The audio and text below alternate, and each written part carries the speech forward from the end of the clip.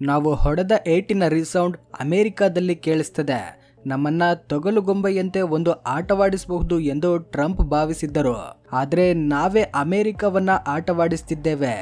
ನಮ್ಮ ಮೇಲೆ ತೆರಿಗೆಗಳ ಭಾರವನ್ನ ಹೇರಿ ಒತ್ತಡ ಹಾಕಿ ಶರಣಾಗಿಸಬೇಕು ಎಂದು ಟ್ರಂಪ್ ಕನಸು ಕಂಡಿದ್ದರು.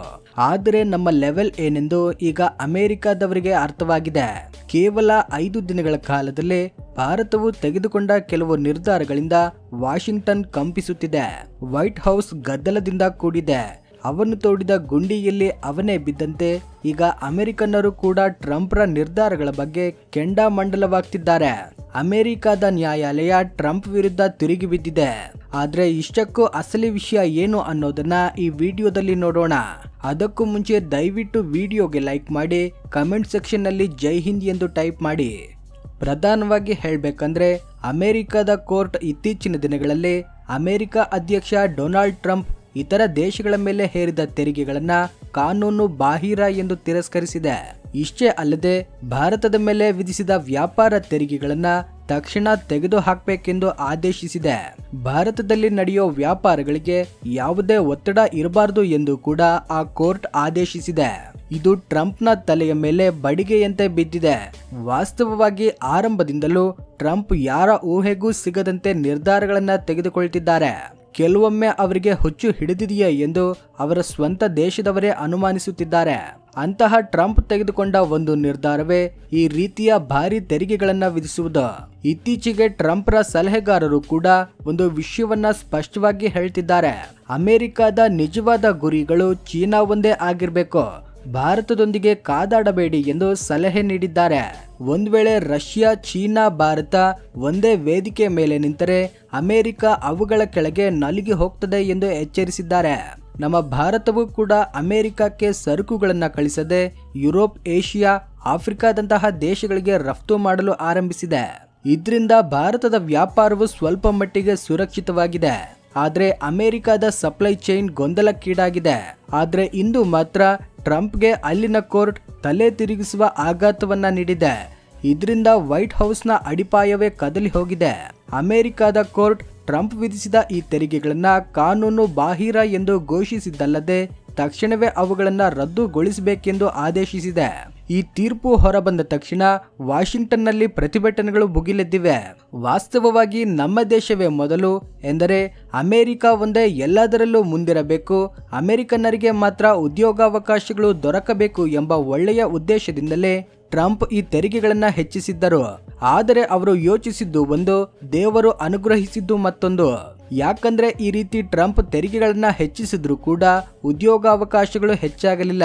ಬದಲಿಗೆ ಕಳೆದ 4 ತಿಂಗಳಲ್ಲಿ ಲಕ್ಷಾಂತರ ಮಂದಿ ಉದ್ಯೋಗ ಕಳೆದುಕೊಂಡಿದ್ದಾರೆ. ಅಗ್ಗದ ಆಮದುಗಳ ಮೇಲೆ ಆಧಾರಿತವಾಗಿದ್ದ ಹಲವು ಕಂಪನಿಗಳು ಈಗ ಅಮೆರಿಕದಲ್ಲಿ ಮುಚ್ಚಿ ಹೋಗಿವೆ. ಇನ್ನು ಕೆಲವು ಕಂಪನಿಗಳು ತಮ್ಮ ಉತ್ಪಾದನೆಯನ್ನ ಅಮೆರಿಕದಿಂದ ಬೇರೆ ದೇಶಗಳಿಗೆ ಸ್ಥಳಾಂತರಿಸುತ್ತಿವೆ. ಯಾಕಂದ್ರೆ ಆಮದು ದರಗಳು ಹೆಚ್ಚಾದಾಗ ಉತ್ಪಾದನಾ ವೆಚ್ಚವೂ ಹೆಚ್ಚಾಗ್ತದೆ. ಇದನ್ನೆಲ್ಲ ಯೋಚನೆ ಮಾಡದ ಟ್ರಂಪ್ ಎಲ್ಲಾ ದೇಶಗಳ ಮೇಲೆ ತೆರಿಗೆಗಳನ್ನ ಹೆಚ್ಚಿಸಿದ್ದರಿಂದ ಒಮ್ಮೆಗೆ ಸಂಪೂರ್ಣ ವ್ಯವಸ್ಥೆ ಗೊಂದಲಕ್ಕೀಡಾಗಿದೆ. ಈ ಕಾರಣದಿಂದ ಕಂಪನಿಗಳು ಮುಚ್ಚಿ ಹೋಗುವುದರಿಂದ ಲಕ್ಷಾಂತರ ಮಂದಿ ಉದ್ಯೋಗ ಕಳೆದುಕೊಂಡಿದ್ದಾರೆ. ಈ ಉದ್ಯೋಗಾವಕಾಶಗಳು ಈಗ ಅಮೆರಿಕದ ಬದಲಿಗೆ ಬೇರೆ ದೇಶಗಳಲ್ಲಿ ದೊರೆಯಲು ಆರಂಭವಾಗಿವೆ. ಇದರ ಜೊತೆಗೆ ಪ್ರವಾಸೋದ್ಯಮ ಸೇವಾ ಕೇಂದ್ರವೂ ಸಹ ತೀವ್ರವಾಗಿ ಪರಿಣಾಮ ಬೀರಿದೆ. ಯಾಕಂದ್ರೆ ತೆರಿಗೆಗಳನ್ನ ಹೆಚ್ಚಿಸುವುದರ ಜೊತೆಗೆ ವಲಸೆ ವಿಷಯದಲ್ಲೂ ಕೂಡ ಅಮೆರಿಕ ಹಲವು ಕಟ್ಟುಪಾಡುಗಳನ್ನ ವಿಧಿಸಿದೆ. ಈ ಷರತ್ತುಗಳಿಂದ ಅಮೆರಿಕದ ಪ್ರವಾಸೋದ್ಯಮವು ತೀವ್ರವಾಗಿ ಪೆಟ್ಟು ತಿಂದಿದೆ. 2025ರಲ್ಲಿ 6 ತಿಂಗಳಿಂದ ಅಮೆರಿಕಕ್ಕೆ 25ರಿಂದ 29 ಬಿಲಿಯನ್ ಡಾಲರ್ಗಳ ನಷ್ಟವನ್ನ ಎದುರಿಸಬೇಕಾಗಿ ಬಂದಿದೆ. ಅಮೆರಿಕ ಎಂದ ತಕ್ಷಣ ನಮಗೆ ನೆನಪಿಗೆ ಬರುವ ಟೆಸ್ಲಾ, ಆಪಲ್ ಅಂತಹ ಕಂಪನಿಗಳು ಅಮೆರಿಕವನ್ನ ಬಿಟ್ಟು ಬೇರೆ ದೇಶಗಳಲ್ಲಿ ಕಾರ್ಯಾಚರಣೆಗೆ ಸಿದ್ಧವಾಗ್ತಿವೆ. ಕೇವಲ ಉದ್ಯೋಗಾವಕಾಶಗಳು ಮಾತ್ರವಲ್ಲ, ಅಮೆರಿಕದ ತಂತ್ರಜ್ಞಾನವು ಕೂಡ ವಿದೇಶಗಳಿಗೆ ಸ್ಥಳಾಂತರಗೊಳ್ತಿದೆ. ಟ್ರಂಪ್ರ ನಿರ್ಧಾರಗಳು ಮತ್ತು ನೀತಿಗಳಿಂದ ಯಾರು ಹೆಚ್ಚಾಗಿ ಪರಿಣಾಮಗೊಳಗಾಗ್ತಿದ್ದಾರೆ ಎಂದ್ರೆ ಅದು ಖಂಡಿತವಾಗಿಯೂ ಸಾಮಾನ್ಯ ಅಮೆರಿಕದ ಜನತೆ ಎಂದು ಹೇಳಬಹುದು.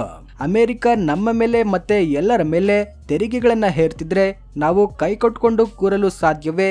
ನಮ್ಮ ದೇಶದಲ್ಲೂ ಅಮೆರಿಕದ ವಿರುದ್ಧ ವಿರೋಧ ಹೆಚ್ಚಾಗ್ತಿದೆ. ವಿಶೇಷವಾಗಿ ಅಮೆರಿಕದ ಕಂಪನಿಗಳಿಗೆ ಸೇರಿದ ವಸ್ತುಗಳನ್ನ ಖರೀದಿಸಬಾರದು, ಅವುಗಳನ್ನ ಬಹಿಷ್ಕರಿಸಬೇಕೆಂದು ಹಲವೆಡೆ ಪ್ರತಿಭಟನೆಗಳು ಮತ್ತೆ ಆಂದೋಲನಗಳು ಕಾಣಿಸ್ತಿವೆ. ಆರಂಭದಿಂದಲೂ ಮೇಕ್ ಇನ್ ಇಂಡಿಯಾ ಯೋಜನೆಯ ಮೇಲೆ ನಮ್ಮ ಭಾರತ ತುಂಬಾ ಗಮನ ಹರಿಸಿದೆ. ಈಗ ನಮ್ಮ ಪ್ರಧಾನಿ ಮೋದಿಯವರು ಕೂಡ ಮೇಕ್ ಇನ್ ಇಂಡಿಯಾ ಯೋಜನೆಯನ್ನ ಗಂಭೀರವಾಗಿ ತೆಗೆದುಕೊಂಡು ಆ ಯೋಜನೆಯ ಮೂಲಕವೇ ನಮ್ಮ ತಂತ್ರಜ್ಞಾನವನ್ನ ಬಳಸಿ ಸ್ವಂತ ಸಾಧನಗಳನ್ನ ವಸ್ತುಗಳನ್ನ ತಯಾರಿಸಬೇಕೆಂದು ಗಂಭೀರವಾಗಿ ಹೇಳ್ತಿದ್ದಾರೆ.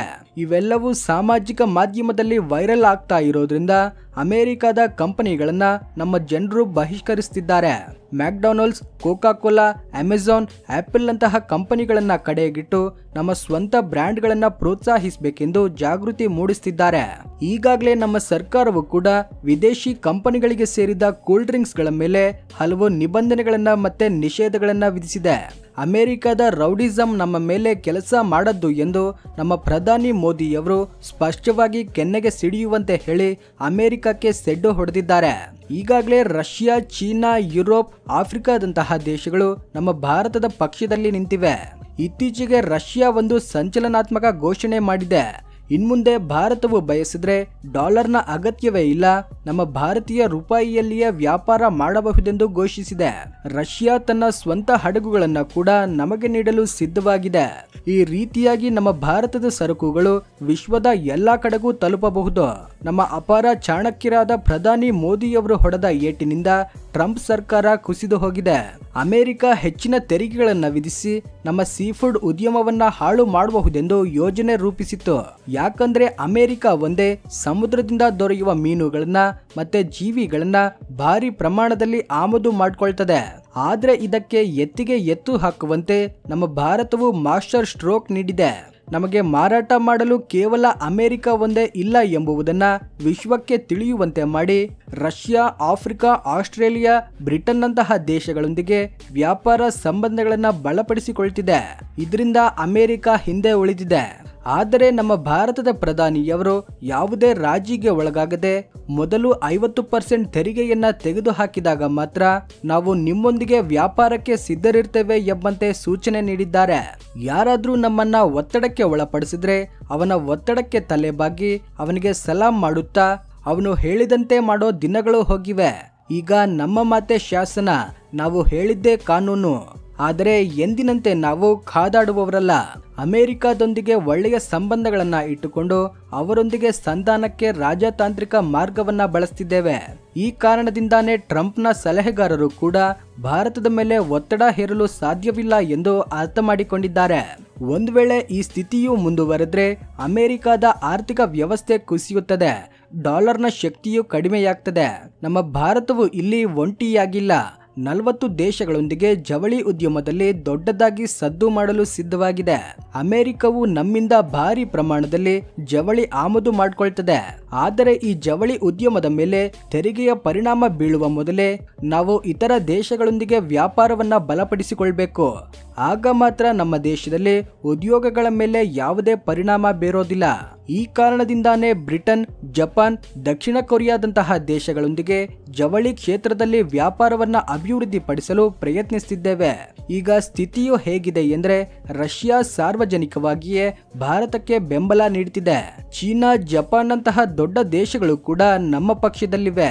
ಅಮೆರಿಕದಲ್ಲೂ ಈ ವಿಷಯದ ಮೇಲೆ 2 ಗುಂಪುಗಳು ರೂಪುಗೊಂಡಿವೆ. ಒಂದು ಗುಂಪು ಟ್ರಂಪ್ ರನ್ನ ಬೆಂಬಲಿಸುತ್ತಿದ್ರೆ ಮತ್ತೊಂದು ಗುಂಪು ಭಾರತದ ಮೇಲೆ ಇಂತಹ ತೆರಿಗೆಗಳನ್ನ ಹೇರುವುದು ಸರಿಯಲ್ಲ ಎಂದು ಟ್ರಂಪ್ಗೆ ಕಿವಿ ಮಾತು ಹೇಳ್ತಿವೆ. ನಾವು ಹೊಡೆದ ಏಟಿನಿಂದ ಟ್ರಂಪ್ ಶೀಘ್ರದಲ್ಲೇ ಯು ಟರ್ನ್ ತೆಗೆದುಕೊಳ್ಳಬಹುದು. ಈ ಕಾರಣದಿಂದಲೇ ಈಗ ಅಲ್ಲಿನ ಕೋರ್ಟ್ ಕೂಡ ಟ್ರಂಪ್ರ ತಲೆಗೆ ಮೇಲೆ ಬಡಿಗೆಯಂತೆ ಬಿದ್ದಿದೆ. ಅಮೆರಿಕದ ಅಧ್ಯಕ್ಷರ ನಿರ್ಧಾರಗಳು ಅವರದ್ದೇ ದೇಶದ ಮೇಲೆ ಪರಿಣಾಮ ಬೀರುತ್ತಿವೆ. ಅಲ್ಲಿ ಬೆಲೆಗಳ ದರವು ಆಕಾಶವನ್ನ ಮುಟ್ಟುತ್ತಿದೆ. ದುಡ್ಡಿನ ದರ ಹೆಚ್ಚಳದ ಜೊತೆಗೆ ನಿರುದ್ಯೋಗವು ಹೆಚ್ಚಾಗ್ತಿದೆ. ಈ ಕಾರಣದಿಂದ ಅಮೆರಿಕದ ಜನರು ಟ್ರಂಪ್ಗೆ ವಿರುದ್ಧವಾಗಿ ಮಾತನಾಡಲು ಆರಂಭಿಸಿದ್ದಾರೆ. ನಮ್ಮ ಭಾರತದ ಆರ್ಥಿಕ ವ್ಯವಸ್ಥೆಯು ಪ್ರತಿ ವರ್ಷ ಹೆಚ್ಚಾಗ್ತಿದೆ. ನಮ್ಮ ಭಾರತವು ವಿಶ್ವದ 2ನೇ ಆರ್ಥಿಕ ಕೇಂದ್ರವಾಗಲಿದೆ. ನಮ್ಮ GDPಯು ಸಹ ಭಾರಿ ಪ್ರಮಾಣದಲ್ಲಿ ಬೆಳೆಯುತ್ತಿದೆ. ಆದ್ದರಿಂದ ನಮಗೆ ಚಿನ್ನದ ದಿನಗಳು ಶೀಘ್ರದಲ್ಲೇ ಬರಲಿವೆ. ಈ ವಿಡಿಯೋ ಇಷ್ಟವಾಗಿದ್ರೆ ಲೈಕ್ ಮಾಡಿ, ಶೇರ್ ಮಾಡಿ, ನಮ್ಮ ಚಾನೆಲ್ಗೆ ಸಬ್ಸ್ಕ್ರೈಬ್ ಆಗಿ. ಜೈ ಹಿಂದ್.